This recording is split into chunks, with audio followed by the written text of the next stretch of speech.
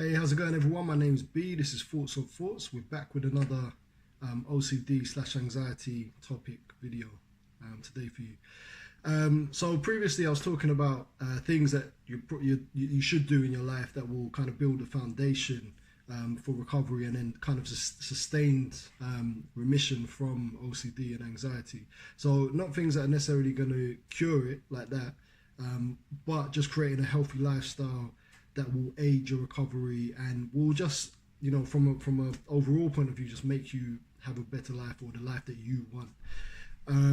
So today I'm going to talk about things that you're doing that are probably making it worse. So you've got the things that are going to make it better, but a big thing of this is cutting out habits that are actually making it worse.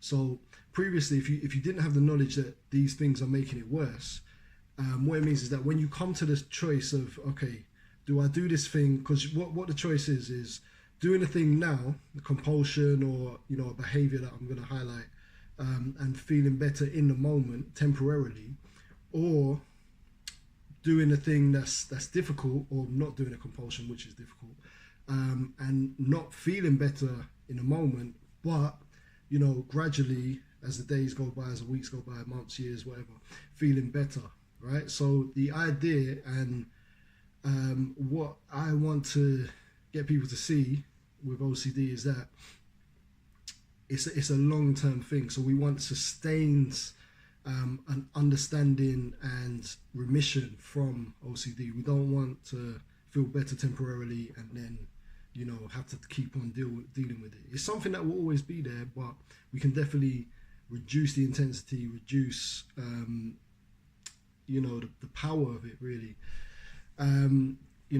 By cutting out certain habits and adding in certain habits. So let's get down to it. So first of all, big one is avoiding situations. So not avoiding any situation, but avoiding situations that can trigger your OCD, that can make it worse, and situations that you're fearful of. So let's say you have OCD about cleaning, for example. Maybe you got a thing where you can't go into public bathrooms, right? So this is a situation that you probably will need to get into. You probably will need to go to a public bathroom at some point in your life. You know what I'm saying? So it's quite a big thing. So if you have OCD, normally what you would do is you would avoid that situation. So you'd hold it in, or you'd go to a friend's house, or I don't know what you know what I mean, whatever it is, but you'd avoid that situation. Now, as hard as it might be and as hard as it might seem, you can't avoid that situation. You have to know that if you avoid this situation, you're gonna have to keep dealing with this situation, right? So you have to just go into that bathroom, use the toilet, wash your hands. Maybe you can just take small steps, you know what I mean, but always trying to push it. So maybe one time, you just step in there and then you come out, right? But there's a sense of achievement because you've done something that you felt that you were fearful of, and you've managed to do it. So, and then you just work on that and you step it up every time.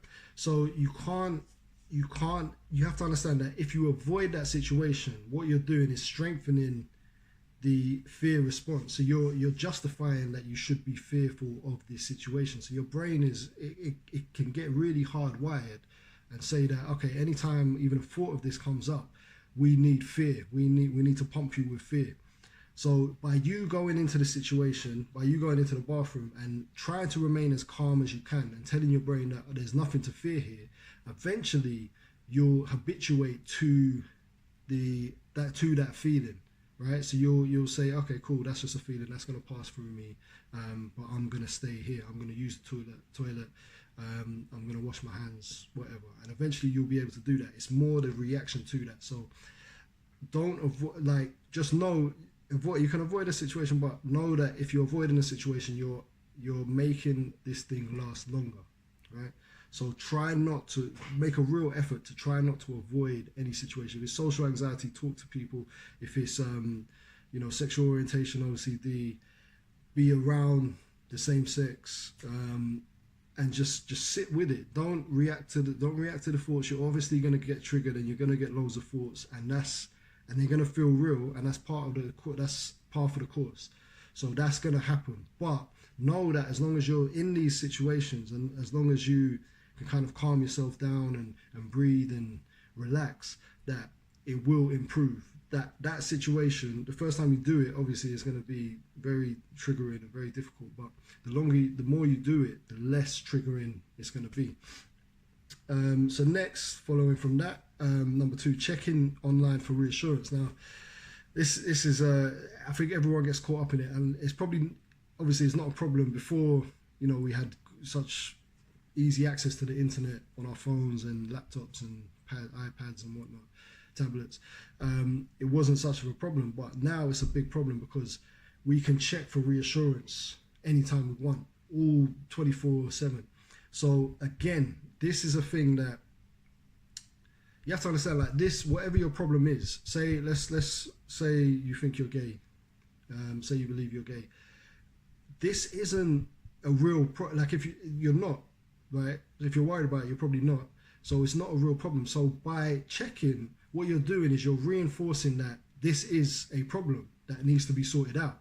I know that there's uncertainty in it because you can't ever get like a definite answer, but you're telling yourself, you're telling your brain and your mind that this is a thing that needs to be sorted out. And the truth of the matter is that you can't sort it out. There's nothing that you can see online. There's no test that you can take. There's nothing that will tell you this, will tell you any OCD issue. You will not get a definite answer. And the problem with this condition is that we think that there is a definite answer to these things. We need certainty.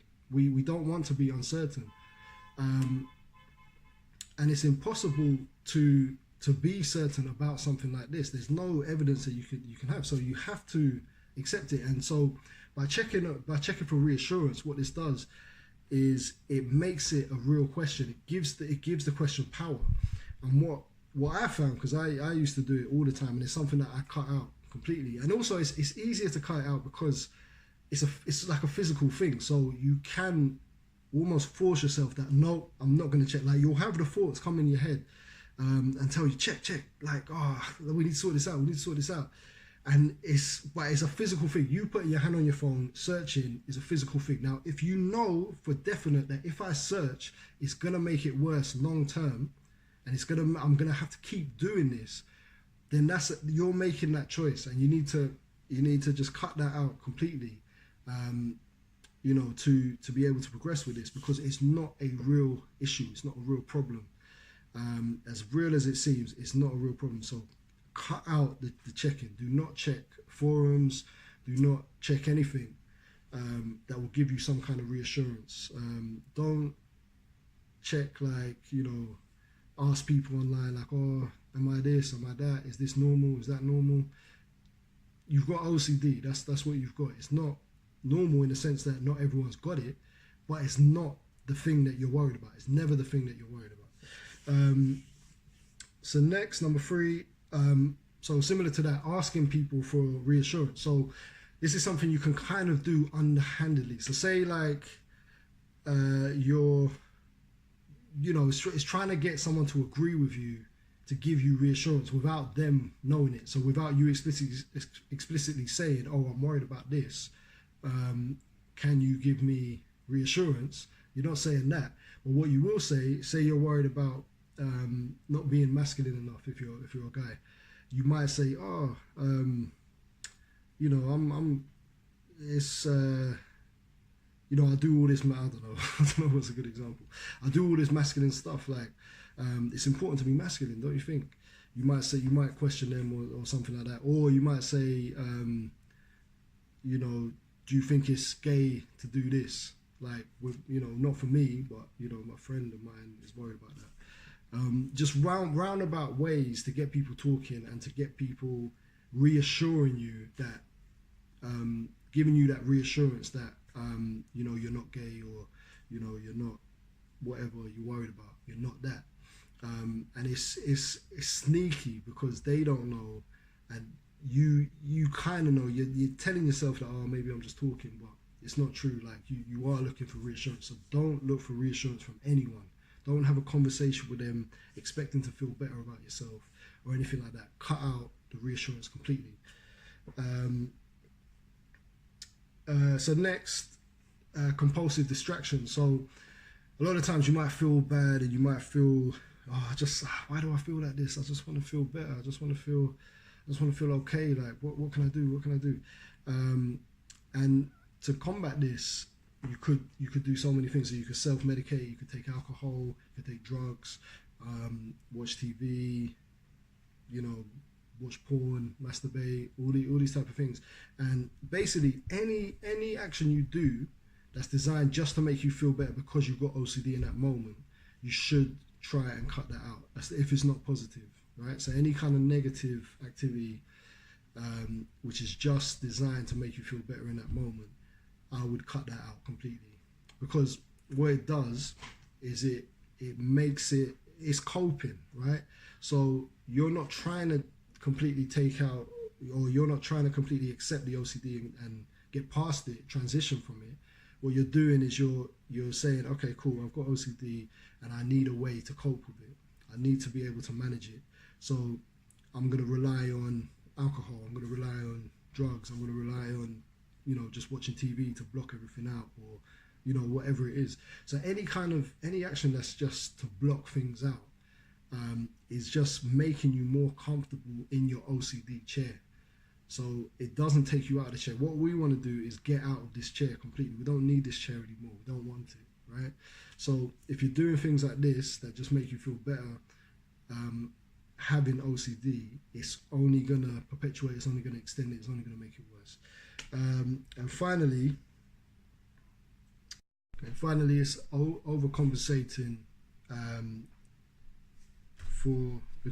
because of your thoughts. So what this means is that, let's stick with the theme of sexual orientation OCD. So if you have a thought of like, I'm too feminine as a guy again, you may overcompensate. You may start walking, I'm a man, masculine. Like try, or put on a deeper voice. Maybe you're worried about your voice, you picture your voice or something like this.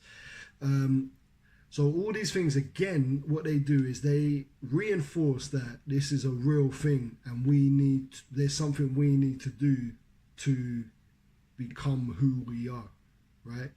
So you have to come with it with a certain, just knowing that I'm not this, deep down, I'm not what I'm worried about. So therefore, I don't need to overcompensate. I don't need to try and do it. It's kind of like, when you're in school, when you're in primary school or something like that, and you're getting teased. Say they're teasing you like, you're not good at football, or you're not good at sports or something like that. And then you try harder to be, or they say you're not funny, and you try and be more funny because everyone's saying you're not funny. It doesn't sit right. Like if you thought you were funny, if you thought you were humorous, you wouldn't need to be funny. Do you know what I mean? You wouldn't need to pretend to be funny or overcompensate, trying to prove to everyone that you're funny. And it's the same thing with this. If we know that, it's like an old bullying thing. Like that's what they say when you're a kid, to deal with bullies, just don't react to them. Don't give them the pleasure. And then you could look at your OCD almost like a bully. They're saying, you're this. And if you react to it and you say, if you try and prove that you're not, you are reinforcing, and you are actually saying, I am that. That's why I'm worried about it. You've got someone if they react to what you're saying. If you're the bully and they react to what you're saying, you know that you've got them. You know what I mean? From the bully's perspective. So it's the same thing. Like if you react to it, you're reinforcing, and this time to yourself, that I am this thing that I'm worried about. So you can't overcompensate. Just don't overcompensate when it comes to that. Just, even if, it's like, it seems gay, or it seems feminine, or if you're a girl, it seems masculine or whatever, just do not overcompensate. Do not react to it. Just let it go, like, as much as you can, and just have like a knowing that you're not this thing. You don't need reassurance for it. You just have to sit with the uncertainty of it. But every time you overcompensate and every time you react to it, it's another point saying, just might be. And because you're not, you have to convince yourself that you are. You know what I mean? So that can just really perpetuate things, and just again, it's something to make you feel better in the moment, but it doesn't work long term. And that's what I'm saying. The whole thing of this is long term over short term. And yeah, so that's it. So I'm going to post up as much content as I can. Obviously, if you like it, subscribe. If you know someone that might need it, subscribe. If you have any questions or anything like that, just let me know, man. Yeah, and I will see you soon. See you later. Have a good weekend.